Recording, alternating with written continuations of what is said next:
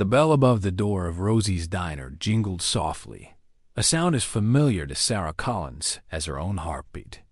Tucked between a hardware store and a laundromat in the sleepy Kansas town of Willow Creek, the diner was a modest haven of warmth, its checkered linoleum floor worn from years of footsteps, its booths upholstered in faded red vinyl. The air carried the comforting scent of brewing coffee and sizzling bacon, a promise of routine in a world that rarely paused. It was 6:45 a.m. on a crisp October Tuesday, and Sarah, 29, was already behind the counter, her faded blue apron tied snugly around her waist, her dark hair pulled into a loose ponytail. She greeted the morning regulars with a smile that never quite reached her eyes, a practiced mask for the loneliness that lingered beneath. Sarah's life was a quiet rhythm. Wake before dawn, walk 3 blocks to work, serve coffee and pancakes, then return to her one-bedroom apartment above the pharmacy. The walls of her home held yellowed photographs, her father in his Army medic uniform, her mother laughing in sundress memories of a family lost too soon. Her father had died when she was 15, her mother 2 years later, and her aunt, who'd raised her through high school, had moved to Arizona for her arthritis, leaving Sarah with only holiday calls and occasional letters. She was alone, but she'd learned to carry that weight lightly, pouring her heart into small acts, refilling a coffee cup, slipping an extra biscuit onto a plate, listening to a customer's story with genuine care. But on this particular morning, something shifted. As Sarah wiped down the counter, her eyes caught a new figure in the corner booth, farthest from the door. He was a boy no older than 10, small for his age, with a mop of dark hair and eyes that seemed to absorb everything, while giving nothing away. A backpack, comically large for his slight frame, sat propped beside him, and an open book lay on the table, its pages worn from frequent handling. He ordered a single glass of water, his voice barely above a whisper, and thanked her with a nod, so slight it was almost invisible. Sarah brought the water with a paper straw and a smile, but as she walked away, she felt a tug in her chest, a quiet instinct that this boy was carrying more than just a backpack. Have you ever noticed someone who seemed to fade into the background, their silence louder than words? Hit the subscribe button now and type kindness in the comments, because what you're about to see is a story where a single act of compassion changes everything, proving that even the smallest light can pierce the darkest shadows. The boy returned the next day, and the day after that, his routine as precise as clockwork. At 7:15 a.m., he'd slip into the same booth, order his water, and bury himself in his book. He left at 7:55, just in time to walk the 3 blocks to Willow Creek Elementary. Sarah watched him, noting the way he sipped his water slowly, stretching it to last while other customers piled their plates with pancakes, eggs, and bacon. His clothes were clean but worn, his sneakers scuffed at the toes, and the hunger in his eyes wasn't just for food, it was something deeper, something Sarah recognized from her own teenage years, when a meal was a luxury and kindness was a lifeline. By the second week, Sarah had pieced together his pattern, but she didn't ask questions. She'd learned long ago that some wounds close faster without prodding. Instead, she observed the way he angled his body to keep both the door and window in view, the careful way he packed his book into his backpack, the faint slump of his shoulders when he thought no one was watching. On the 15th day, she decided to act. Carrying a plate of golden pancakes, drizzled with syrup, she approached his booth with a practiced air of confusion. "Oh, I'm so sorry," she said, setting the plate down. "The kitchen made an extra order by mistake. I'll just leave it here, better than throwing it away, right?" The boy looked up, suspicion flickering in his eyes, but hunger won out. He hesitated, his small hand hovering over the fork, as if waiting for the catch. "It's okay, Sarah," reassured, her voice gentle but firm.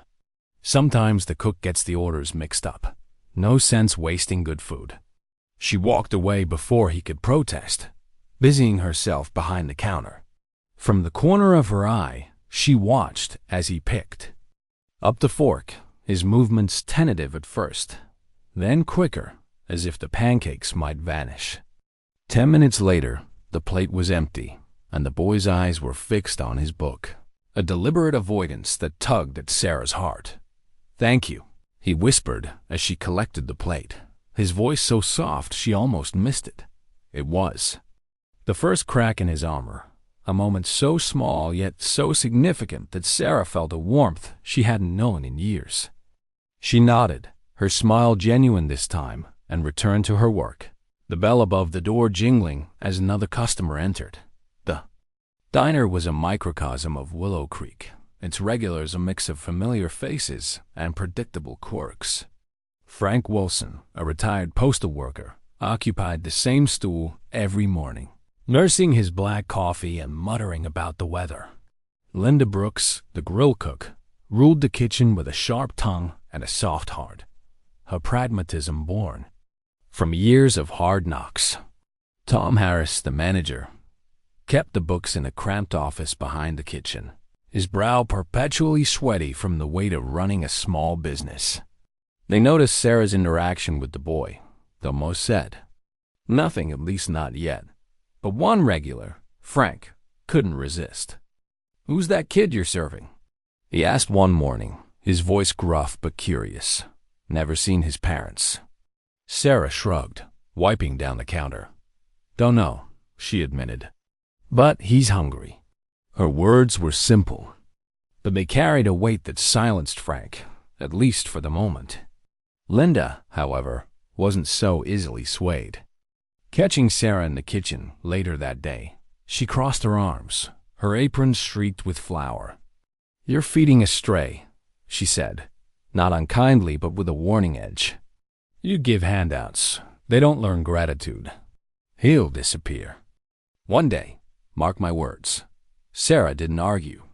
She'd heard it all before, the cautionary tales, the cynicism disguised as wisdom. But she knew hunger, not just the kind that gnawed at the stomach, but the kind that hollowed out the soul. "It's fine," she said, her voice quiet but firm. "I used to be that hungry too." It was the most she'd ever shared about herself, a rare glimpse into a past she kept locked in a wooden box beneath her bed, alongside her father's journal and her mother's photographs. Across town, at Willow Creek Elementary, Alan Parker, a third-grade teacher, had noticed the boy too. He was quiet in class, his homework always done, but his lunch tray often empty. She'd seen him slip into Rosie's diner each morning, but she hadn't connected the dots, not yet. Like Sarah, she sensed something was wrong, but the boy's guarded demeanor and the chaos of a busy school kept her from acting. That hesitation, small but significant, would haunt her later, a reminder that kindness sometimes required courage. As Sarah poured coffee for another customer, her eyes drifted to the corner booth, where the boy sat, his book open, his water glass half empty. She didn't know his name, his story, or why he came alone each day. But she knew the look in his eyes, the same one she'd seen in the mirror as a teenager, when the world felt too big and too cold. Tomorrow, she'd bring another mistake order, maybe eggs and toast, maybe oatmeal with brown sugar. It wasn't much, but it was something. And in a town like Willow Creek, where life moved slowly and secrets lingered in the shadows, something was enough to start a spark. The morning sun filtered through the smudged windows of Rosie's diner, casting a soft glow across the checkered linoleum floor. The clatter of plates and the low hum of conversation filled the air, a familiar symphony that Sarah Collins had come to know by heart. She moved between booths with practiced ease, her faded blue apron swaying, a coffee pot in one hand and a notepad in the other. It was 7:20 a.m., and the corner booth farthest from the door was occupied, as it had been every weekday for nearly 3 weeks.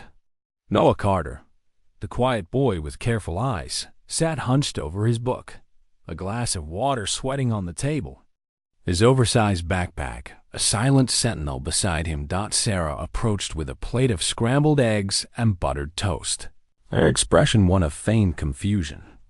"Oops," she said, setting the plate down with a gentle clink. The kitchen messed up another order. No sense letting it go to waste. Noah's gaze flicked up, a flicker of suspicion giving way to the same quiet hunger she'd seen that first day. He hesitated, his small fingers brushing the fork, then nodded, a gesture so slight it might have been missed by anyone else. "Thank you," he whispered, his voice barely audible over the diner's din. Sarah smiled, a warmth spreading through her chest, and walked away, giving him the space he seemed to need. It was a ritual now, unspoken but sacred. Each morning, Sarah brought a mistake order: pancakes one day, oatmeal with brown sugar the next, eggs and toast when the kitchen was slow. Noah never asked for anything, never offered more than his soft "thank you," but he ate every bite, sometimes so quickly it was as if he feared the food might disappear. Over time, Sarah noticed subtle shifts, the way his shoulders relaxed, ever so slightly, the way his eyes lingered on her a moment longer when she refilled his water. It was a connection forged in silence, a trust built on the simple act of seeing someone who wanted to remain unseen. But in Willow Creek, where gossip traveled faster than the wind across the prairie, Sarah's kindness didn't go unnoticed or unjudged. Frank Wilson, the retired postal worker who perched at the counter each morning, watched the exchange with a raised eyebrow. "You're gonna spoil that kid," he muttered one day, his coffee cup halfway to his lips. "He'll start expecting free food everywhere." Sarah shrugged, wiping down the counter. "He's not hurting anyone," she said, her voice calm but firm. Frank grunted, unconvinced, but let it drop, his attention shifting to the sports page. Linda Brooks, the grill cook, was less reserved. Catching Sarah in the kitchen during a lull, she leaned against the counter, her flour-streaked apron a testament to her long shift. "You're feeding a stray, Sarah," she said, her tone not unkind but heavy with pragmatism. "You give handouts, they come back for more. One day, he'll vanish, and you'll be out of pocket for nothing." Sarah met her gaze, her hands pausing on a stack of plates. "It's fine," she said quietly. "I used to be that hungry too." The words hung in the air, a rare glimpse into a past Sarah kept locked away. Linda's eyes softened, but she shook her head, returning to the grill. "Just don't say I didn't warn you." The criticism didn't stop there. A local businessman, a regular who always ordered his eggs over easy, scoffed one morning as Sarah set a bowl of oatmeal in front of Noah. "Playing charity worker on company time?" he said, loud enough for nearby customers to hear. "Kids these days expect handouts everywhere." A few patrons chuckled, their laughter a sharp jab that Sarah felt but didn't show. She'd learned early that defending kindness often hardened the hearts of those who mocked it, so she let the comment slide, her smile unwavering as she refilled his coffee. But the whispers grew louder, fueled by a post on the Willow Creek community Facebook group. Someone, a disgruntled customer, perhaps, had snapped a photo of Noah's booth, the plate of pancakes untouched one morning when he'd been late. The caption read, "Rosie's Diner now serving free meals to random kids. Charity case or publicity? Stunt?" The comments were brutal. "She's just asking for trouble. Feeding strays creates dependency. Bet she's pocketing the profits." Sarah hadn't seen the post yet, but its ripples reached the diner, carried by the sidelong glances of customers who'd once been friendly. Across town, at Willow Creek Elementary, Ellen Parker, Noah's third-grade teacher, was grappling with her own unease. She'd noticed Noah's quiet demeanor, his worn clothes, the way he avoided questions about home. She'd seen him slip into Rosie's each morning, his backpack slung low, and wondered why a boy his age was always alone. Once, she'd tried asking him about his parents, but his guarded response, "They're fine," had stopped her short. Without concrete evidence, she hesitated to report her suspicions, fearing she'd disrupt his life further. That hesitation gnawed at her, a quiet guilt she carried as she watched him in class, his pencil moving steadily but his eyes distant. Back at the diner, the tension reached a breaking point when Tom Harris, the manager, called Sarah into his cramped office behind the kitchen. His desk was cluttered with receipts, his brow slick with sweat despite the cool October air. "I've been watching you with that kid," he said, his fingers tapping the laminated surface. "You can't keep giving away free meals, Sarah. It's bad for business. Sets a precedent." Sarah twisted her apron in her hands, her heart sinking. "I understand," she said, her voice steady. "I'll cover the cost myself." Tom's eyebrow shot up. "From your tips? Those barely cover your rent." Sarah nodded, a quiet resolve in her eyes. "It's my choice. Just one meal a day. I can manage." Tom studied her, his expression softening as he saw something in her determination he hadn't expected. After a long pause, he sighed. "Fine. But if it affects your work, or if that kid causes any trouble, it stops. Understand?" Sarah nodded, relief washing over her. She'd brace for a reprimand, maybe even a pink slip, but this compromise was a lifeline. The next morning, Sarah brought Noah a plate of pancakes, the syrup glistening under the diner's fluorescent lights. As she set it down, she noticed something new, a folded piece of paper tucked beneath his water glass, its edges worn as if it had been handled carefully.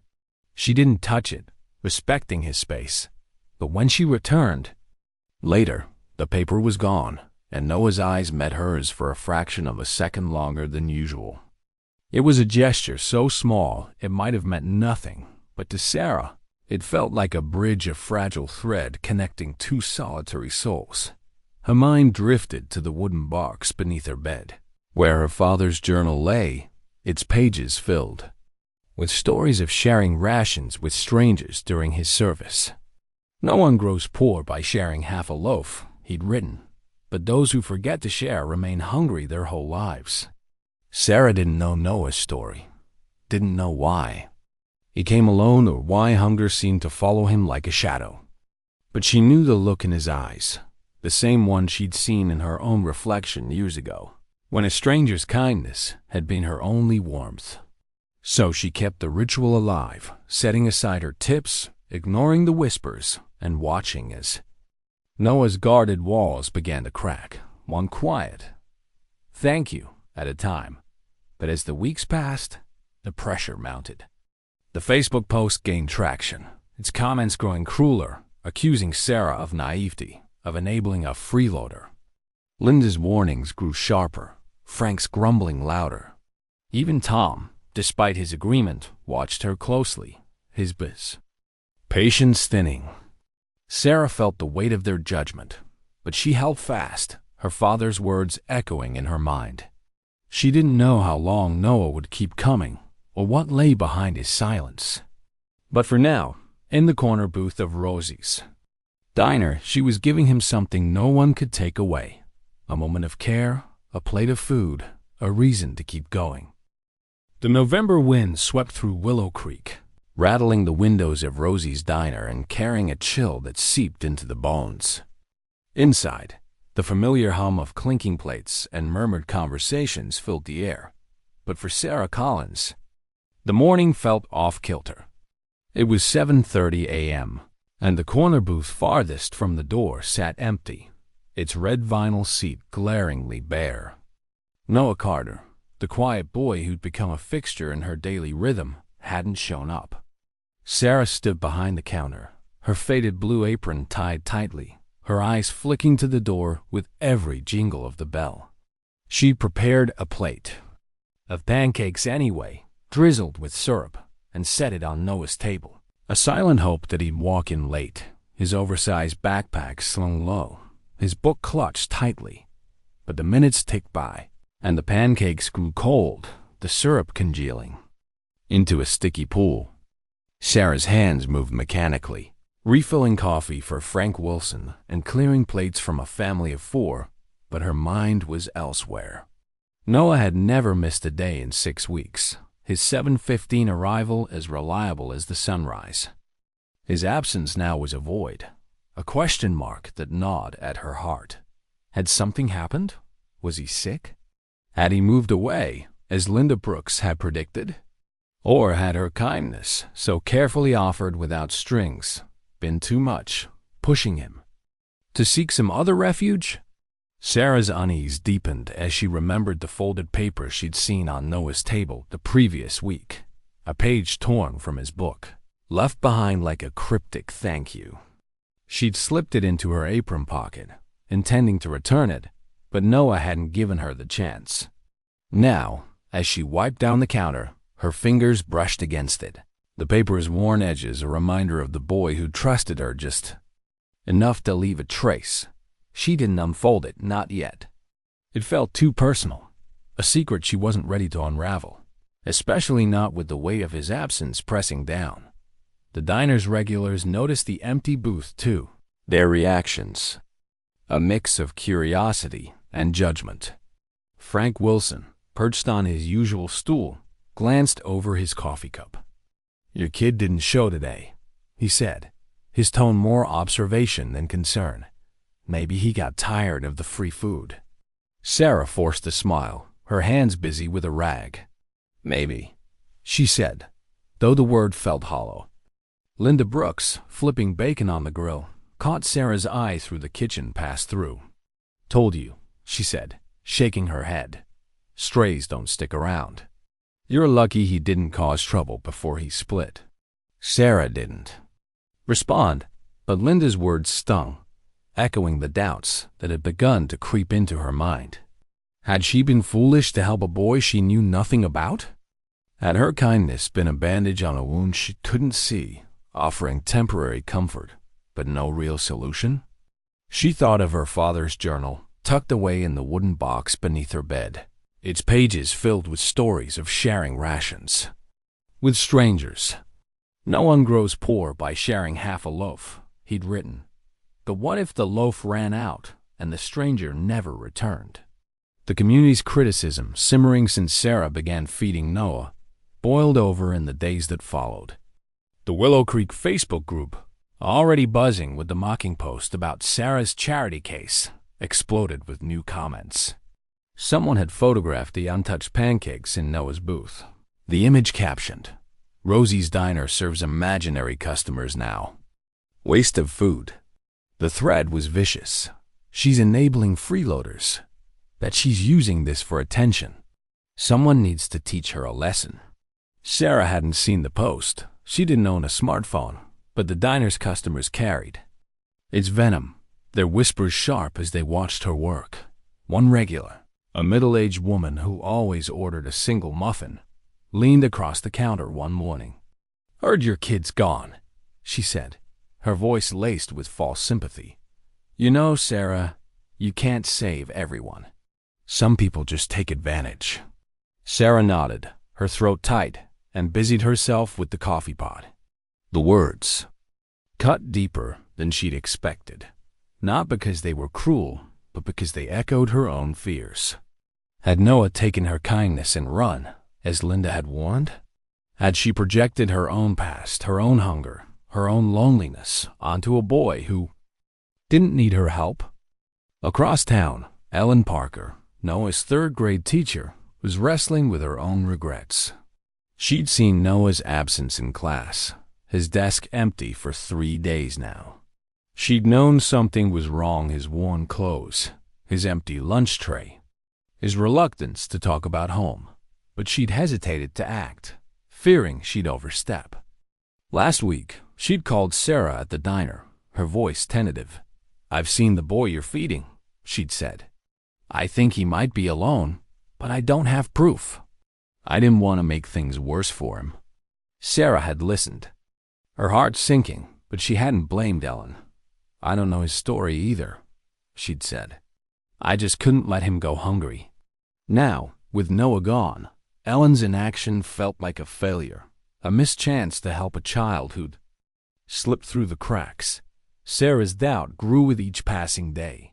By the 5th day of Noah's absence, she still set a plate in his booth, but the act felt more like a ritual of grief than hope. The pancakes went untouched, wrapped in foil and taken home, a quiet rebuke she couldn't bear to throw away. On the 10th day, Linda's voice softened as she passed by. "He's gone, Sarah," she said, not unkindly. "They always are." Sarah nodded, her eyes on the empty booth, but she didn't stop hoping. She couldn't, not yet. The pressure from Tom Harris, the diner's manager, added another layer of strain. He'd agreed to let Sarah pay for Noah's meals, but with the boy gone, he grew impatient. "You're wasting food now," he said one afternoon, his brow slick with sweat. "And those online comments aren't helping business. People think we're running a soup kitchen." Sarah twisted her apron in her hands, her voice steady despite the ache in her chest.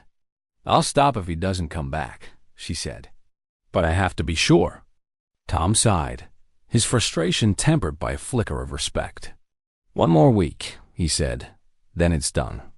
That night, alone in her apartment, Sarah pulled the folded paper from her apron pocket. It was a single page torn from Noah's book, its text a passage about a boy facing a storm, standing tall despite the wind. At the bottom, in careful pencil, was a single word: "Thanks." Sarah's breath caught, tears pricking her eyes. It wasn't much a scrap of paper, a child's handwriting, but it was proof that her kindness had mattered, even if only for a moment. She placed the page in her wooden box, beside her father's journal, and closed the lid, her resolve hardening. She didn't know where Noah was, or why he'd stopped coming. But she'd keep the booth ready, keep the pancakes warm, keep the door open a little longer. As the days stretched into weeks, Sarah's hope began to fray.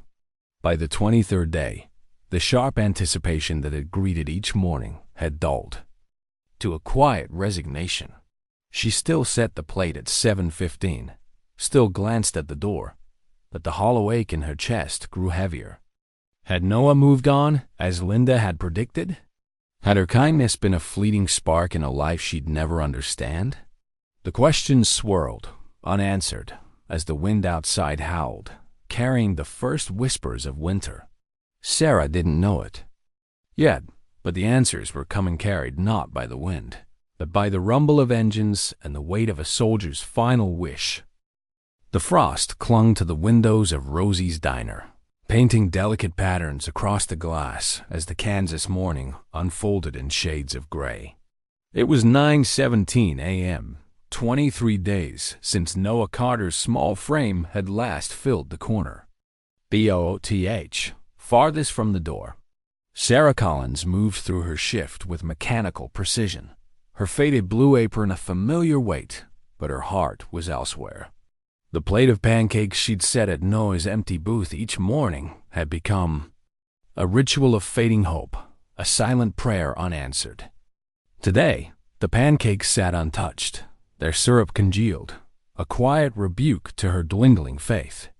The Willow Creek community's whispers had grown louder online, and in the diner calling her kindness a fool's errand, a waste of food for a boy who'd vanished like a ghost.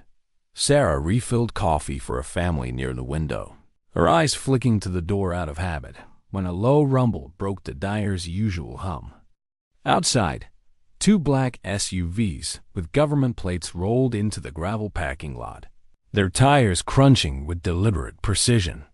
The vehicles formed a neat arc in front of the entrance, their polished surfaces catching the pale morning light. Customers paused mid-bite, forks hovering, as pedestrians across the street slowed to stare. Sarah's breath caught, a prickle of unease running down her spine. This wasn't the usual rhythm of Willow Creek. This was something else. Something momentous. The bell above the door chimed, its sound sharp in the sudden silence as a man stepped inside.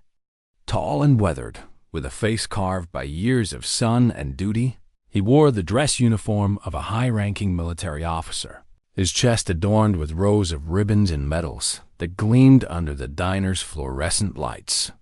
Colonel John Mitchell, United States Army Special Forces, scanned the room with a gaze that commanded respect. Behind him, two younger officers in crisp uniforms stood at attention, their presence amplifying the weight of the moment. The diner felt so quiet Sarah could hear the soft hum of the refrigerator behind the counter. Tom Harris, the manager, emerged from his office, straightening his tie with nervous fingers. "Can I help you, gentlemen?" he asked, his voice higher than usual, betraying his unease. Colonel Mitchell removed his cap, tucking it under his arm, and spoke with a voice that carried both authority and warmth. "I'm looking for someone who works here," he said. "A woman named Sarah Collins." All eyes turned to Sarah, who stood frozen near the counter, the coffee pot trembling slightly in her hand. She set it down, her throat dry, and stepped forward. "I'm Sarah," she said, her voice steady despite the pounding in her chest.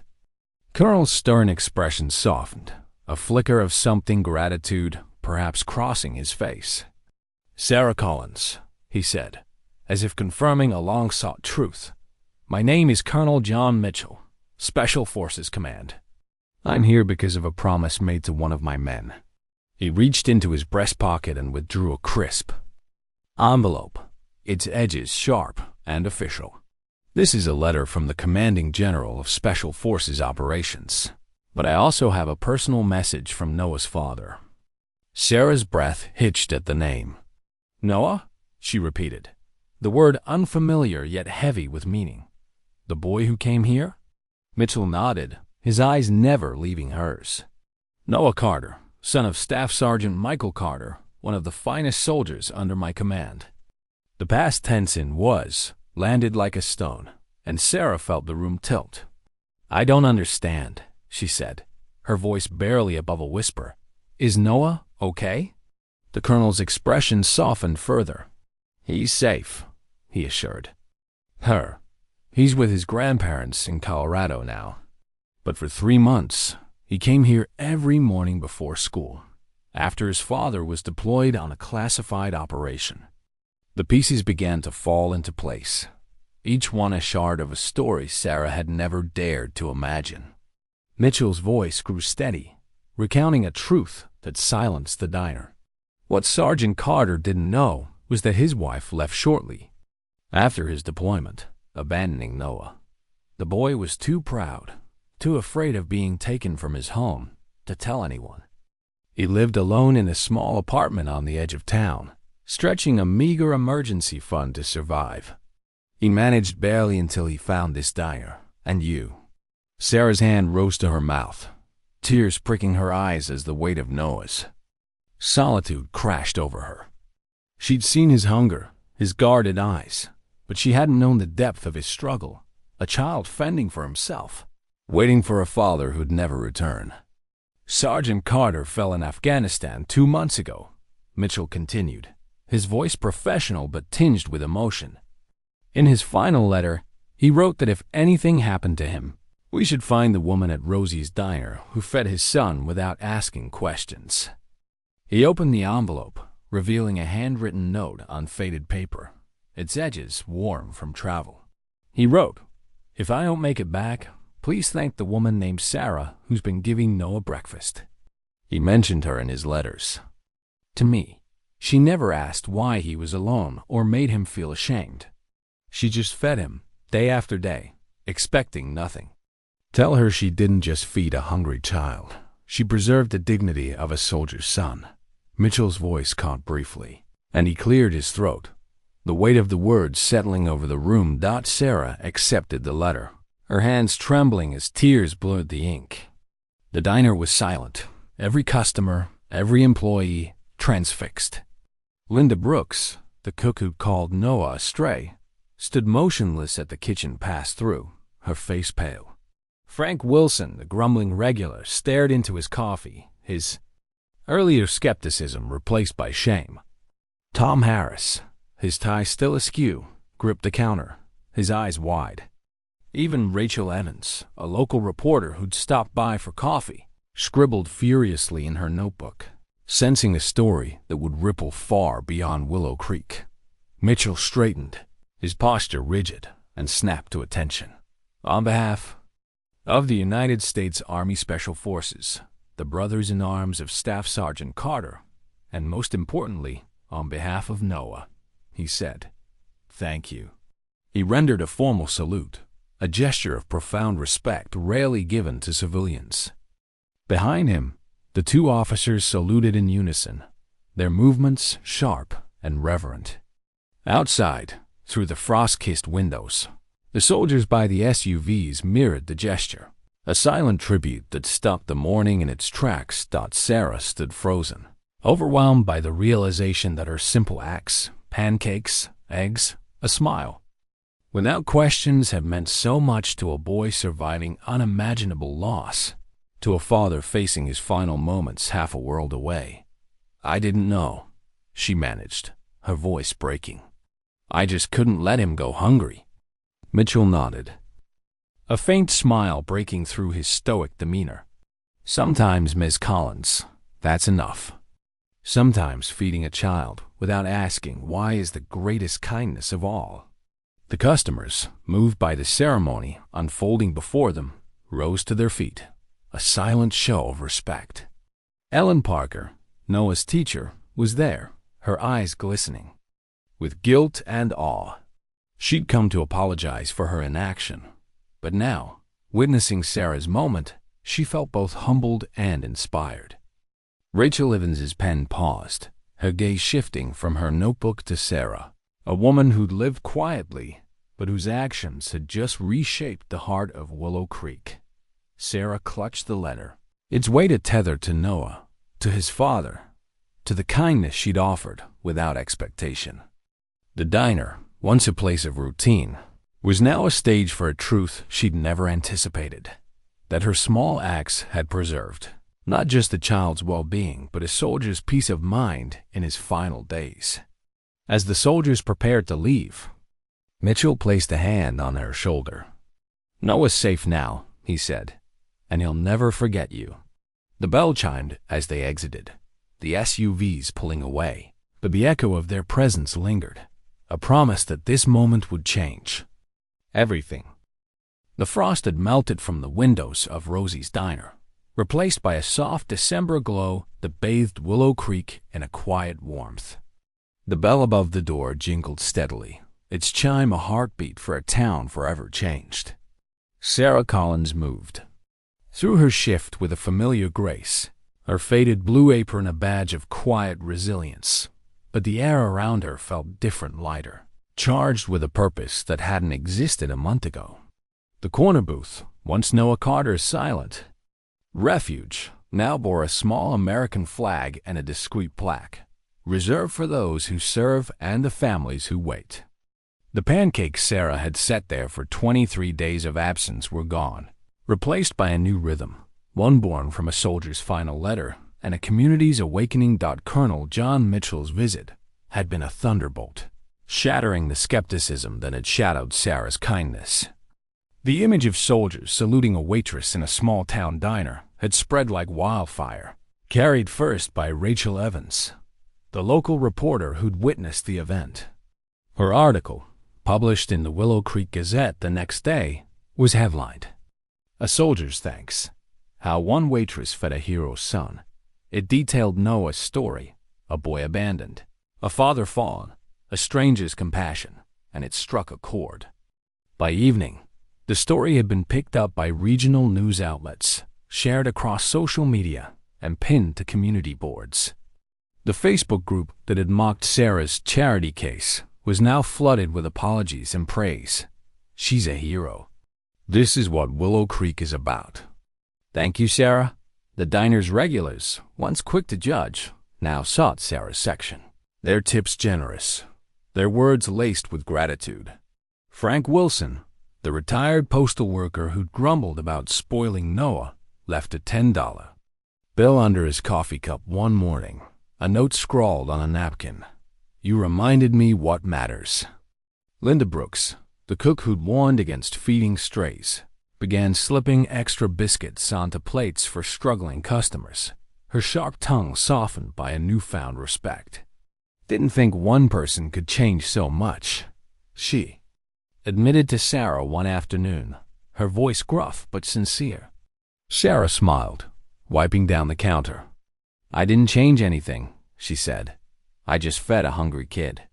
But the change was undeniable. Tom Harris, the manager who'd nearly stopped Sarah's ritual, hung the American flag by Noah's booth himself, his hands trembling as he fastened it to the wall. "It's for the soldiers," he told Sarah, his brow less sweaty, his eyes brighter. "And for you." He'd been moved by the colonel's words, by the letter from Staff Sergeant Michael Carter, but most of all by Sarah's quiet persistence.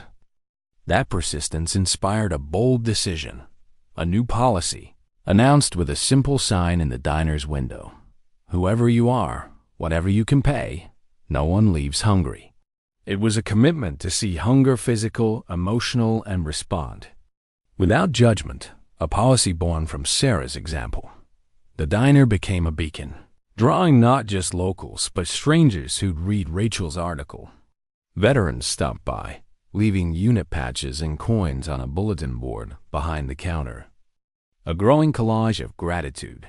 Families down on their luck found a warm meal and a kind word, their dignity preserved by staff who'd learned from Sarah to ask no questions. One evening, a young mother with 2 children hesitated at the door, her wallet empty. Sarah seated them in Noah's booth, bringing plates of meatloaf and mashed potatoes. "On the house," she said softly. "We take care of each other here." The mother's eyes glistened, and Sarah felt a warmth that echoed the moment she'd first fed. Noah. A week after the colonel's visit, a manila envelope arrived, addressed to Sarah in careful, childlike handwriting. She opened it alone in her apartment, her heart pounding as she unfolded a letter written on lined notebook paper. "Dear Miss Sarah," it began, "I didn't know your name until the colonel came to find you. Every morning for those months, you were the only person who looked at me like I wasn't invisible or broken." Sarah's breath caught, tears welling as she read Noah's words. He was safe now, living with his grandparents in Colorado, learning to fish and eating his grandmother's cookies. But he hadn't forgotten her. Dad always said real heroes don't wear capes, they wear uniforms. But I think sometimes they wear aprons too. Thank you for not asking questions when I couldn't answer them. Your friend, Noah Carter. P.S. I finished my book. It had a happy ending. Sarah framed the letter, hanging it behind the counter, not for show, but as a quiet reminder of why small acts mattered. When customers asked about it, she'd smile and say, "Just a thank you from a special kid." The letter was her anchor, a tether to Noah, to his father, to the belief that kindness could bridge even the widest gaps. It also stirred something. In Willow Creek schools, where Ellen Parker, Noah's teacher, took action. Guilt-ridden for not reporting her suspicions sooner, Ellen launched a program to identify students in need, training teachers to spot signs of neglect without judgment. "You showed me what's possible," she told Sarah one morning, her voice thick with emotion. "I won't miss the signs again." The diner's transformation culminated in a fundraiser for military families, organized by Tom, who surprised everyone by matching donations from his own savings. "Never understood why my dad fed every kid in the neighborhood," he confessed to Sarah, his voice low. "Drove my mom crazy, but I get it now. Sometimes a meal's more than food." The event raised enough to create a small emergency fund for children of deployed parents, a legacy of Noah's story and Sarah's compassion. Rachel Evans covered the fundraiser, her follow-up article reaching national outlets, spreading the diner's story far beyond Kansas. Sarah felt the change, not just in the diner but in herself. Each morning, as she tied her apron, she thought of Noah, his careful eyes, his whispered thanks, the page he'd left from his book. She'd read it again, the passage about a boy facing a storm, and it reminded her of her father's journal. Those who forget to share remain hungry their whole lives. She hadn't set out to be a hero, hadn't sought recognition or reward. But in feeding Noah, she'd fed something deeper, a community's heart, a town's conscience, her own hope died as the diner filled with new faces, soldiers, families, strangers drawn by a story of kindness. Sarah kept working, her smile a little brighter, her steps a little lighter. The booth with the flag was never empty, its plaque a quiet promise that Rosie's diner was more than a place to eat. It was a place where hunger was seen, where dignity was preserved, where a waitress in a faded apron had shown a town what it meant to care. And though Sarah didn't know it yet, the ripples of her kindness were far from over, carried forward by a boy in Colorado, and a coin that would soon find its way to her hands. The Kansas sky stretched wide above Willow Creek, its October hues of gold and amber painting the horizon as Sarah Collins locked the door of Rosie's diner after a long shift. A year had passed since Noah Carter first slipped into the corner booth, his quiet presence sparking a chain of events that had reshaped a town and a woman's heart. Sarah's faded blue apron hung on its hook, her sneakers scuffed from countless steps, but her stride carried a quiet confidence that hadn't been there before. She paused outside, the American flag above the entrance fluttering gently in the evening breeze, its shadow falling across the sign that read, "Whoever you are, whatever you can pay, no one leaves hungry." The words were a promise, a legacy born from a plate of pancakes and a boy's whispered thanks. Inside her apartment above the pharmacy, Sarah sat at her small kitchen table, the wooden box of keepsakes open before her. Her father's journal lay beside Noah's framed letter, their words a dialogue across time.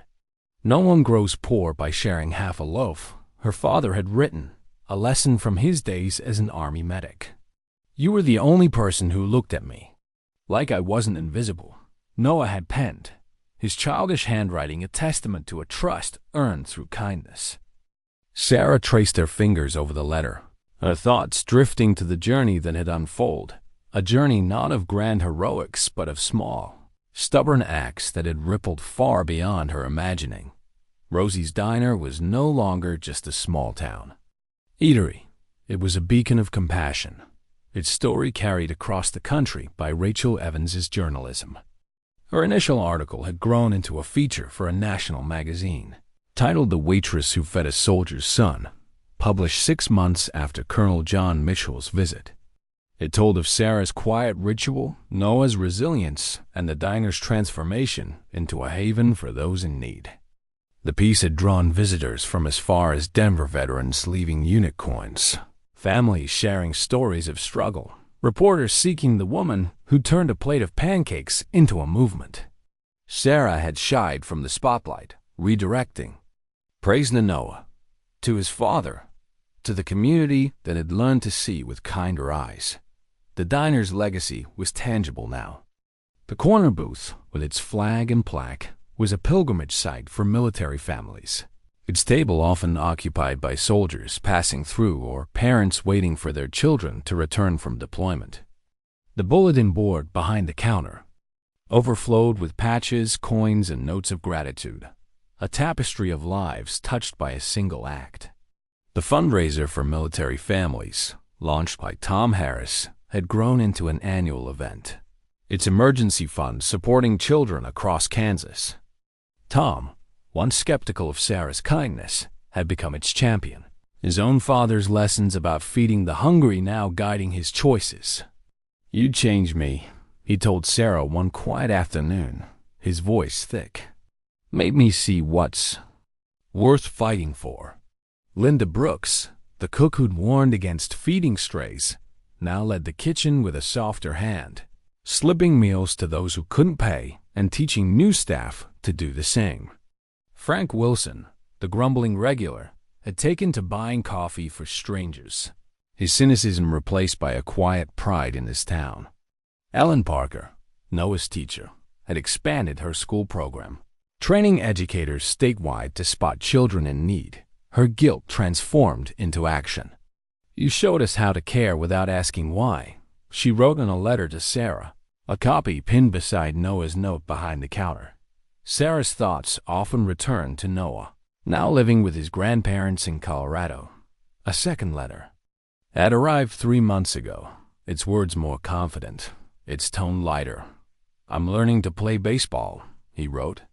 "Grandpa says I'm pretty good. I still think about your pancakes, and I told my new friends about you. They think you're a hero, like I do." Sarah had smiled, tucking the letter into her box, her heart full. Noah was healing, carrying his father's memory and the knowledge that, in his darkest days, someone had seen him. That was enough. One morning, as Sarah arrived for her shift, she found something new on her station, a small metallic object beside her order pad. It was a challenge coin, a military token rarely given to civilians, its surface etched with the Special Forces insignia. On one side, and a custom engraving on the other, Semper Memor, always remembering. No note accompanied it, no explanation, but Sarah knew its weight. She scanned the empty diner, then stepped outside, the early breeze stirring the flag overhead. No soldiers waited, no SUVs lingered, just the town waking up, sprinklers ticking. On lawns, the school bus rumbling in the distance. She slipped the coin into her pocket, its presence a silent thank you, a reminder that kindness offered without expectation sometimes returned in ways unimagined. That evening, a school group visited the diner after a field trip, their chatter filling the air. An 8-year-old girl with bright eyes studied Sarah as she refilled water glasses. "My mom says you're a hero," she announced, her voice matter-of-fact. "Do you feel like one?" Sarah knelt to meet her gaze, her smile gentle. "No, sweetheart," she said.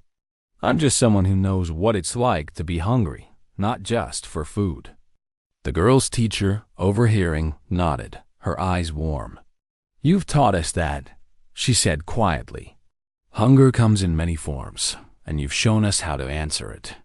As Sarah walked home in the fading light, the challenge coin, solid weight in her pocket, she thought of Noah, of his father, of the diner that had become more than a workplace. She'd never sought to change the world, only to ease one boy's hunger, to offer a moment of care in a life too heavy for his small shoulders. But in doing so, she'd changed a town, a community, herself.